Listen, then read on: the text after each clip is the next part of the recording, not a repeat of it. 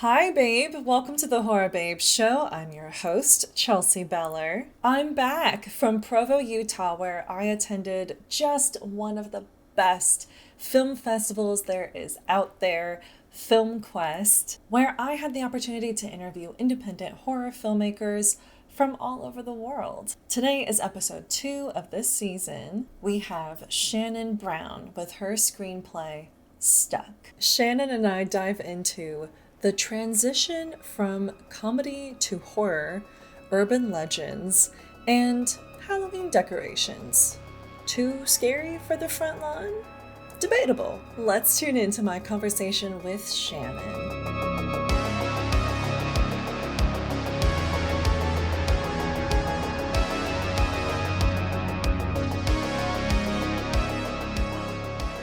I've been clearing my throat for the past 24 hours. The air here, It's not great. crisp, Right. doing something to me. Clearly. Yeah. Or we're just like reverberating back to like, oh, this is what clean air I is know. like. I think we need smog. Yeah. Yeah. I think our lungs are used to it. Right. Does anyone have a pickup truck I could sit in front of for a little while? Can I just like suck on the exhaust for a little bit? Get a little hit of that. My body is not responding well to trees. Nope. Hi, babe. Welcome to the Horror Babe Show at FilmQuest. Look at that. I'm Chelsea Beller, and today we have Shannon Brown on the show. Shannon, tell me a little about yourself. Yeah. So I'm Shannon Brown. I'm originally from Pennsylvania. I moved out to LA in 2013 after having done sketch and improv comedy for a long time, like live performing and writing. Nice. And had slowly started shooting sketches because I thought that would have a little bit more longevity as Totally. opposed to live comedy. And then I slowly started getting into horror, and I was then still saying that I was like shooting sketches. And then I kind of developed this like love of filmmaking. Yeah. So now, today, I'm a writer-director of horror and comedy. Yay! We love it. I Thank you, so do I. love horror comedy, that combination, because don't get me wrong, I love just straight horror, but I have a special little passion for horror comedy because obviously horror includes a lot of death. Mm-hmm. And I feel like comedy is my coping mechanism. Yeah. And so especially when it comes to death and grieving and all of that, it's just I need a laugh. Yeah. I need a laugh. Yeah, I I just grew love up it. in a house that was strictly comedy only, and we kind of just approached everything with humor. Yeah. So I think, obviously there was a Philadelphia dark sense of black comedy to Nice. everything. Yeah. So I think that does kind of fit nicely within horror comedy genre. Of course, there is such a wide spectrum where it can be silly slapstick to kind of darker, oh shit kind of comedy in there. But I think it's fun. Yeah. And you wrote a screenplay entitled Stuck. I certainly did. Tell me about that. Yeah, so it Stuck is a short that placed here at FilmQuest, which I'm very grateful for, very excited about. And it's based on this urban legend I was told, I don't know if you were, but a lot of young girls were. Yeah. That, of course, when you go out to your car at night, you always check the back seat, but you also have to check under the car because a man will be there to slice your Achilles and then rape, rob, kill you. And I was told that beginning at that. 14.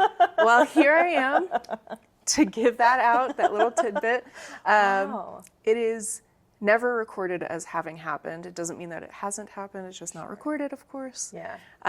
But I was always terrified by it, Yeah. as if I'm not anxious enough about everything else. I'm there's a guy literally everywhere. Yes. So Under every car. yeah, yes. So the premise behind Stuck is a woman is last to leave work and goes out to an empty parking lot with just her car there. Yeah. Does all the right things, the keys through her finger, make sure she texts her wife that she's coming home, checks the back seat, is hitting the locks. And when she gets to her car, there is a man under it, but he's stuck. And so she then has to kind of figure out, like, do I help him out? Because if I do, he is going to hurt me. Yeah. And if I don't, it means I'm definitely going to hurt him. So it's this internal struggle of, like, do I saving myself means probably killing another person. Right. So it is a comedy. It is funny, very gory. It is funny. It's funny, I swear. But I did actually kind of like struggle a little bit with like where the tone should be, because of course with urban legends around marginalized groups, it's really about control. Yes. And if we believe that like men are under cars or they're like waiting in dark alleys and this and that, women tend to make their lives smaller to avoid those things. Yes. And so, you know, I think that I'm putting messaging in there that I do believe in without kind of jamming things down people's throats, just into their ankles. Yes. Yeah. Yes. Just a little stab at the ankle. Yeah. Nothing else. I hadn't heard of that urban legend, but that is a horrifying thing to grow up with. Certainly is. But like women, we've all grown up with those types of anxieties. I mean, it makes complete sense. And the premise of like, do I save myself but end up killing this guy, or do I risk my own life? Like, that is heavy. Yeah. I'm glad it's a comedy. Yeah. I mean, I try to I do inject humor into everything that I do. But yeah, there are definitely some like sillier moments to it. Yeah. What would be your horror movie or comedy movie influences?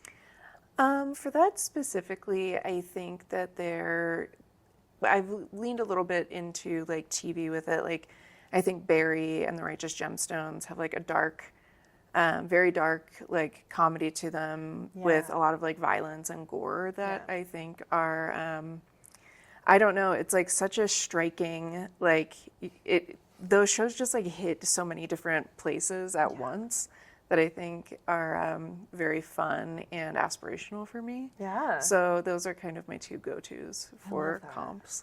Barry was so good. I loved Barry. Yeah. And like, I completely agree. Like, I felt like it was such a perfect show that would be something that like, oh, I want to make something that good. Like, that's,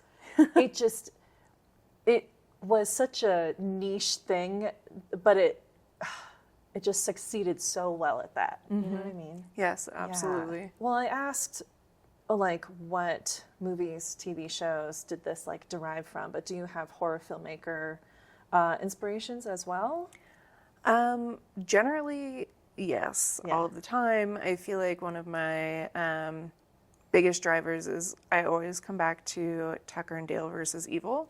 Nice. I feel like it's just I like to write about, you know, working class people kind of experiencing like these wild things and how they deal with them. And usually I am talking, like anytime you're talking about working class people, generally there is like a socioeconomic commentary there. And I think Tucker and Dale is so interesting because it's, you know, these stereotypical hillbillies that we actually get to learn are people. Yeah. And they're very endearing. Absolutely. And they have this very like beautiful male friendship. And all the shithead teens kill themselves off, like they're doing the job for them. Yeah. I think it was just like so fun. Every time I watch it, it feels like I'm watching it for the first time again. I love that. I love Fargo, which I would consider horror. Yeah. Scream, of course. There are like so many different. Slumber Party Massacre is one of my favorites. Nice. Yeah.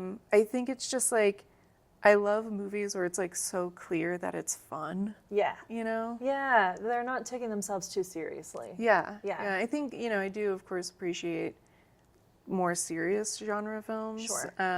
But when I just have such like a comedic core that those are kind of the things that I gravitate towards first. Yeah. Scream is like so embedded in me because it was like I'm a 90s kid, so, and it was a 90s, early 2000s horror film, and it was so like accessible.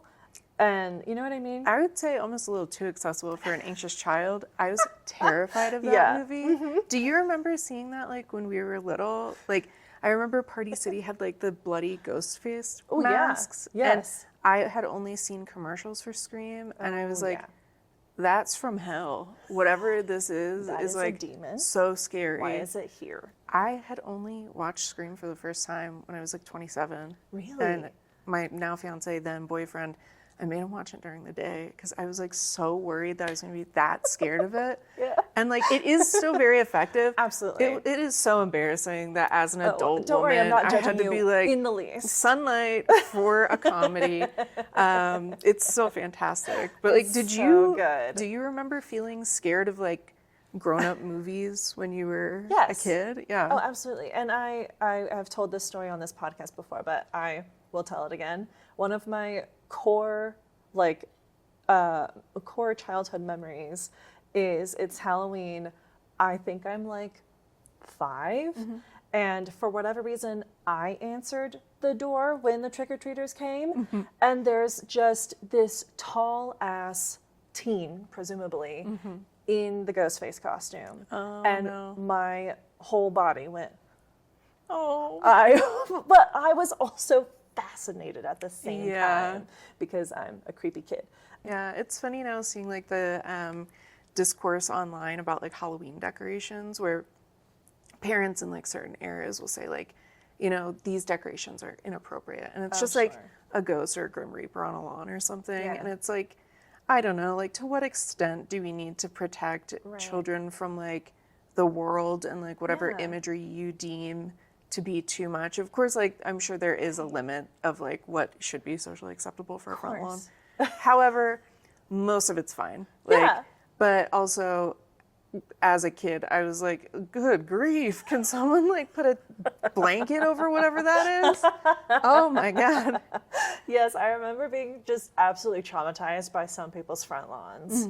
Like holding my mom's leg, like I will not go up there. Yeah. But now, you know, as an adult, I'm like, I want to run all across this lawn. I want to look at this up close. I want to see that. Yeah, I need to know how that works. And like even now becoming filmmakers ourselves, like being the ones who are doing the scaring.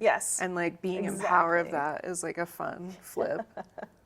Yeah, I think there's such a power shift, you know, when you become the filmmaker, especially the horror filmmaker.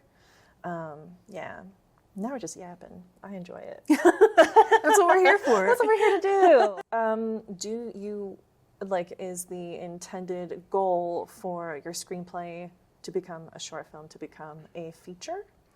You know, for Stuck, I'm not quite sure.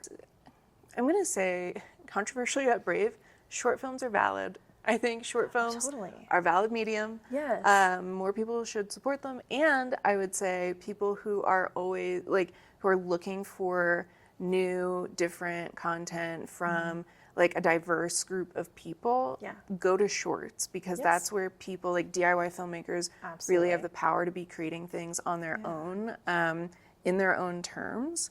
And I think that it's great. However, I also see, like, such a wider world where people are able to make a short as a proof of concept. I do think Stuck, I've been thinking about it for over a year at this point. How do you make such a contained, like, concept interesting for at least 90 minutes? Right. How do you elaborate on this? Right. In any kind of meaningful way. Exactly.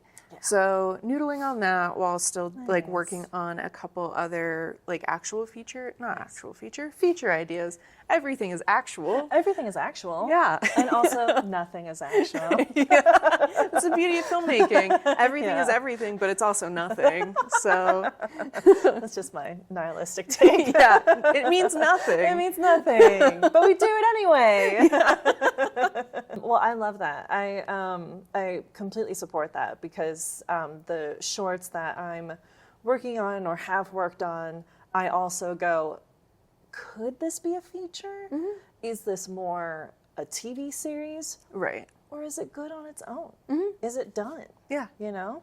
Well, I hope if it does become a feature, you know, we come back on the show and we get a chance to talk about it. That would be so fun. Yeah. Yeah. What message or feeling do you hope the audience walks away with? In general, when thinking about, I don't want to say victims, but like people who have had things done to them, it doesn't have to be that way. Like we don't, as a society, we don't have to function this way. Right. And the onus should not be on the person, the marginalized group, the, you know, whoever, to have to avoid those situations. Yeah. And people, men gotta stop. They gotta stop. Gotta stop. Mike excluded. I only met you today. Can you just You like seem pretty get chill. together with all the guys Yeah. and tell them, just can we not? Yeah.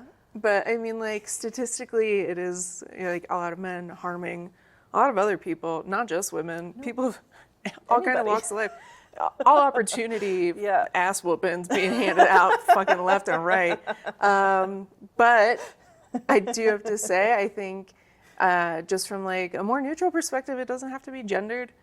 Quit fucking with other people. Let them do their thing. Yes. Let people live. Just let people you live. Know? Yeah, I feel like that's the vibe. Let people live. It's a great vibe. Laugh. Be scared. Yes. That's the vibe. I'm here. Yeah. I'm here for it. I love it. Yeah.